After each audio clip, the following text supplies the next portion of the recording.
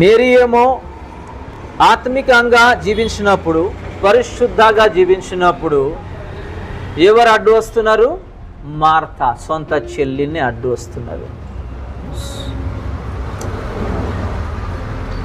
భారత ఏమో పరిశుద్ధంగా జీవించాలి, చివరి రోజు దేవుడు ఎప్పుడైనా రాపోతున్నారు అని ధైర్యంతో నిలబడినప్పుడు భార్య ఏమో రకరకాల సమస్య తెచ్చుకుంటుంది.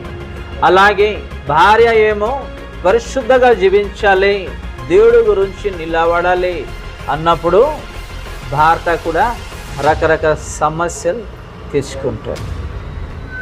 ఇది కూడా జాగ్రత్త వినాలి. లేకపోతే సైతాన్ ఏదో ఒకటి మన కుటుంబంలో సమస్య తీసుకొస్తుంది.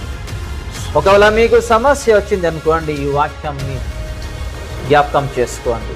అప్పుడు యేసు ప్రభుకి మార్తా ఇంటికి పిలిచిన తర్వాత మార్తానే చెల్లి గురించి రకరకాల మాటలు చెప్పింది కదా, నాకు కూడా ఇలాంటి మాటలు వస్తుంది, నేనే నిలబడాలి.